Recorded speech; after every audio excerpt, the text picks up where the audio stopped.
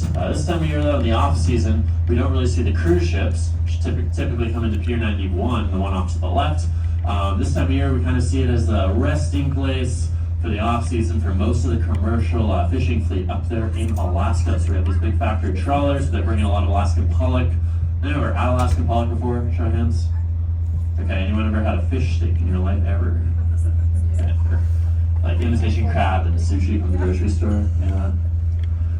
Cat food? Any of those things? Yeah. That's Alaskan pollock. It's pretty generic white fish. Tastes like whatever they want to make it taste like. It's caught on these big vessels up here. The one that's kind of closest to us, though, the big W on the side, big radar thing on top, that we're just kind of past. It's the Thomas G. Thompson. It's actually a naval-owned but University of Washington operated oceanographic research vessel, which is pretty cool. Just on its off-season here to have some upkeep done, renovations, stuff like that. Now, as we work our way around here, looking off to the right, see the beautiful neighborhood of Magnolia. Mostly a residential neighborhood, but it is home to Discovery Park. So if you kind of scoot around this little point here, what we see, you find yourself in Discovery Park or West Point. West Point Lights, this little lighthouse out on the end there. Some lovely bluffs and beaches down there, and 12 miles of hiking trails. So if you kind of want to get out of the city a little bit, and you don't have a car to visit our more remote and rugged coastline, you can get a little taste of it over there in Discovery Park. So definitely recommend a little trip up to there. It's one of the largest urban parks in the country. It's actually Seattle's largest park as well, so 530 acres. Now we're starting that pivot around here, and hopefully we'll have a little bit more of a tailwind and the wind chill dip a little bit, or raise a little bit, you know what I mean. Anyway, we're starting this gorgeous pivot. So we have our skyline view off to the left.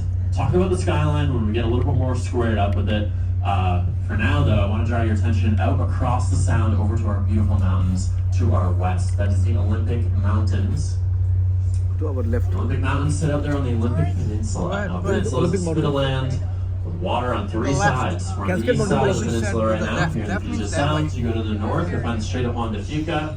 You go to the west of that landmass, you find the open Pacific Ocean. We're in one big inlet of the Pacific right now. If you were to head north out there to the Strait of Juan de Fuca, the Strait of Juan de Fuca opens directly out into the open Pacific. That's Seattle skyline for you. You go north of the Strait of Juan de Fuca, you'll find the Georgia Strait. That continues up into Canada. So north of the San Juan Islands, the Gulf Islands, up between Vancouver Island and the rest of mainland Canada. All three of these bodies of water together, the Georgia Strait, Strait of Juan de Fuca, and the Puget Sound, all comprise the Sailor Sea. So you don't need to remember all of those different bodies of water. Just think we're in the Puget Sound portion of the Sailor Sea. Like I said before, one of the most biodiverse areas in the entire North Pacific. Now, before I talk about wildlife, I just want to talk a little bit more about that mountain range, though. Now, the Olympic Mountains top out at just shy, 20 feet shy of 8,000 feet tall. So they're not the highest mountains here in the Northwest, but they're pretty important for kind of governing climate here in the entire Sailor Sea region. Out where you're in Seattle, we get about 37 inches of rain a year, and we're actually a good deal under that annual total right now. So we're having a pretty dry Maybe year. I can't go But out honestly, because 37 there's a inches lock is out there. actually drier than any East Coast city. So pick any city on the East Coast. They get more rain annually than we do here in Seattle. I know we have this reputation of being a rainy city. Not necessarily the case. Now, there's two caveats to that statement. One, we have a very defined wet and dry season here. So